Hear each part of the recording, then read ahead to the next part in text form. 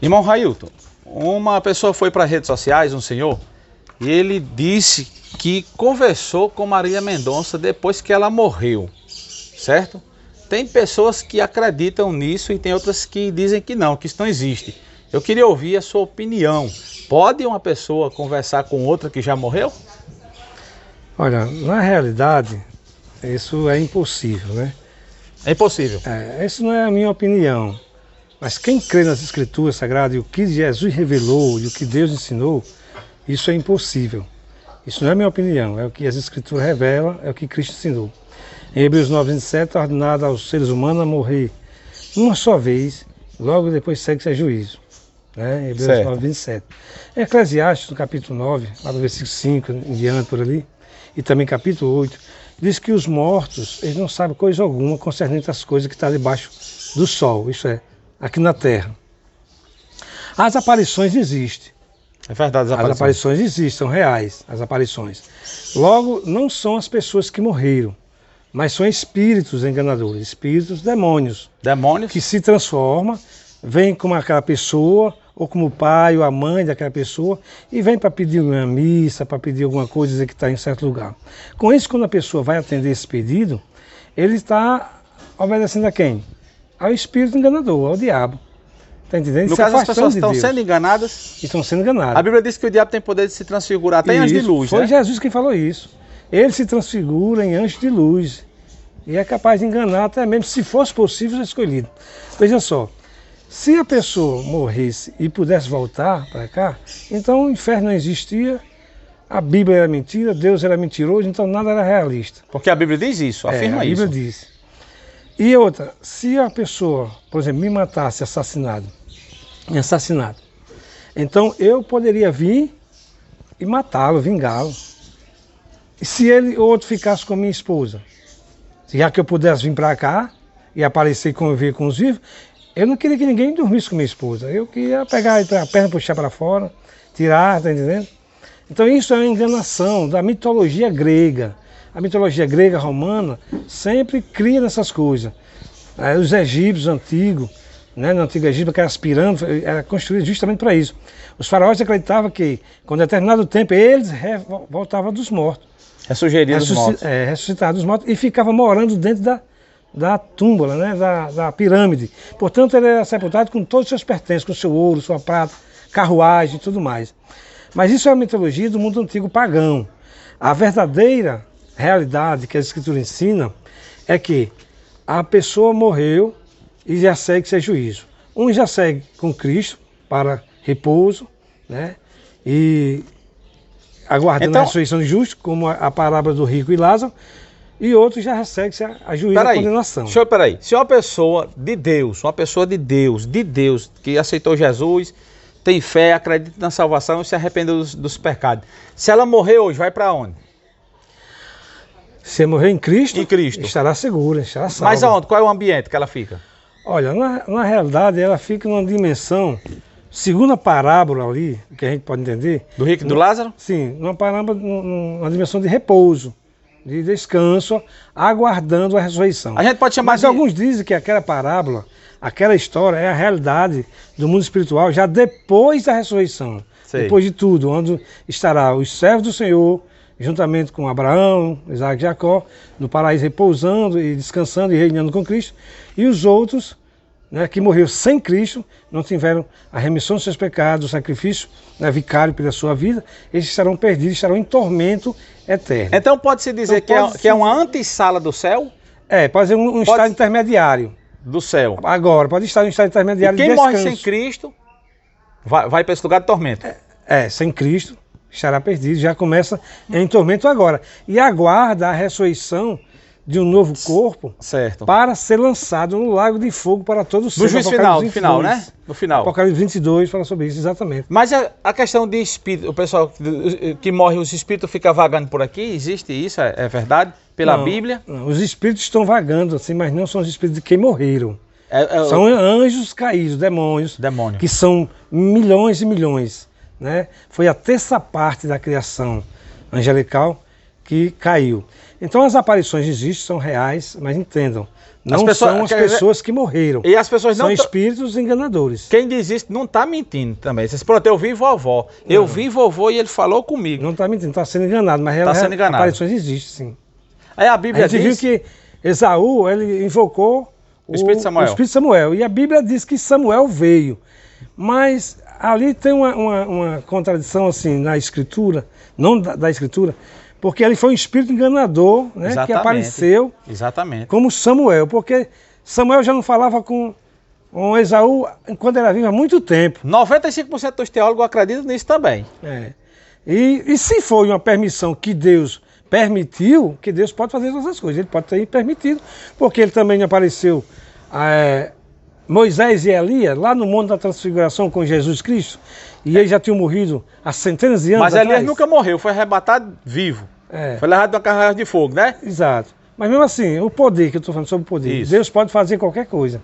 Ele pode ressurgir, né, a pessoa e vir. Ele não ressuscitou Lázaro há 4 dias de morto. Estou entendendo. Mas depois Lázaro teve que morrer.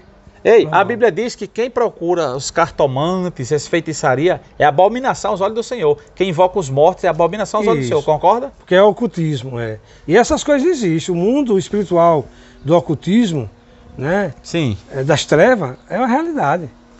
Os demônios têm seus trabalhos. Agora, o Senhor sempre proibiu que o seu povo é da luz. E Deus é superior aos demônios, superior a todas as coisas. Então Deus faz muito mais, poderosamente, além daquilo que imaginamos ou pensamos. Então Ele é suficiente para tudo, tanto na vida como na morte. O Senhor é tudo em todos e para todos. Olha, agora em Natal, umas pessoas foram presas, que estavam desenterrando um corpo de uma senhora de mais de 90 anos. Uhum. Segundo eles, os espíritos pediram para que eles fossem lá no cemitério e tirassem aquela mulher e enterrassem na areia da praia de cabeça para baixo para quebrar uma maldição. Eles receberam essa voz. Isso aí, o que é que você tem a dizer? Olha... É a mesma coisa, não é isso? Aí é juntar pecado sobre pecado, é maldição sobre maldição. Só tem um que quebra a maldição, ou transforma a maldição em bênção. Chama-se o Senhor Criador. Entendeu? O Pai do nosso Senhor e Salvador Jesus Cristo, autor e consumador da nossa fé. O Senhor Jesus, o Deus encarnado. Então todos esses artifícios... Ele pode transformar a maldição em bênção. E se ele quiser, ele pode pegar uma bênção e amaldiçoar. Então todos esses ele pode todas as coisas. Todos esses artifícios que as pessoas usam para tirar mal olhado, mal encosto, para quebrar maldição, a gente pode dizer que é em vão, porque é só em Cristo Jesus, não é isso? É em vão. A pessoa fica sempre enganada. Enquanto está sendo enganada, as pessoas estão fazendo a vontade dos espíritos enganadores e não de Deus. E pensando que está fazendo a vontade de Deus, ou daquela alma, daquela pessoa, daquele ente querido, né? Mas são espíritos enganadores. Olha, a Bíblia diz que os irmãos de José pegaram tudo aquilo, pegaram aquele sistema, venderam como escravo, ele foi preso. Aquilo que parecia ser maldição, Deus transformou em bênção. Então tem pessoas na Bíblia que podem transformar a bênção em maldição, pessoas, com as suas atitudes. No caso de Adão era uma bênção, tinha vida eterna, tinha tudo. Ele pegou, transformou em maldição aquilo. É verdade. Esaú, né? Isso. E a gente vive muitas outras coisas. Muitos outros exemplos. Mas tem gente que pegaram a maldição e transformaram em bênção, porque Deus tem esse poder de transformar a maldição em bênção, a morte ele extrai a vida. Entendi. Ruth, né? Ou Esther, ali, a situação estava tudo condenado à morte.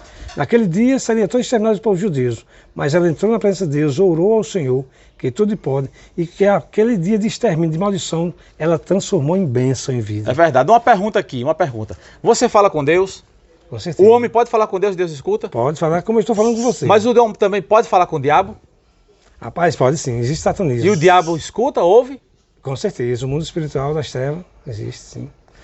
Porque Jesus falou com o demônio em Gadareno. Jesus disse, qual é o teu nome? E ele respondeu. Legião. Legião. Porque somos muitos. Entendeu?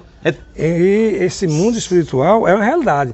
Tanto o dia como a noite. Tanto o bem como o mal, tanto Deus como o diabo. Agora, Só que todo poder pertence a Deus. Estou entendendo. Agora, por que tem pessoas que vão expulsar demônio, fica conversando com o demônio, você veio de onde, como é seu nome, o que é que você vai fazer, de onde tu és, qual é o seu propósito. Se a Bíblia diz que o diabo é pai da mentira, é nessa entrevista, o diabo não pode ficar mentindo não para o pastor que está entrevistando? Pode estar enganando. Na verdade, eles fazem isso baseado nesse assunto, naquele episódio de Jesus com o Gadareno. Mas Jesus foi só uma vez também. E Jesus é Jesus. Ele não pode mentir para Jesus, né? Exato, ele pode. Mas a Bíblia manda eu resistir ao diabo. E ele fugirá de vós. Resistir na palavra, na fé e no amor. E a Bíblia mandou eu expulsar demônios. Jesus mandou eu expulsar demônios. Não ter conversa. E repreender a enfermidade e repreender o demônio. Porque conversar com o demônio assim, ele pode estar enganando o pastor, o pregador. Comunhão, a conversa, o diálogo com o Senhor Jesus. Mas é muito bem melhor. Assim, o que é que você veio fazer? Aí ele pode dizer, eu vim fazer tal coisa. Você vem de onde? De tal canto. Pode ser tudo mentira o que ele está dizendo. Certeza. Que ele é pai da mentira. Ele mente constantemente. Né? Uma vez um irmão lá na minha cidade foi expulsar um demônio. Aí ele disse assim, quem é você, rapaz, para me expulsar? Você bate na sua mulher e agride os seus filhos dentro de casa constantemente. Mas só que era mentira. Ele é o pai da mentira, né? Tá vendo, olha? O irmão nunca bateu na mulher e nunca agrediu os filhos. Pelo contrário, ele ama a esposa e os filhos.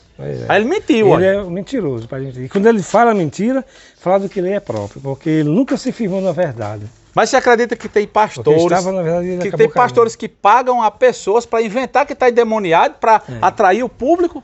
Tem ou não tem? Em Coríntios fala, em Filipenses fala, em Colossenses, dos falsos obreiros, dos falsos apóstolos, e dos falsos pastores. Existe. Que naquela época de Paulo já existia.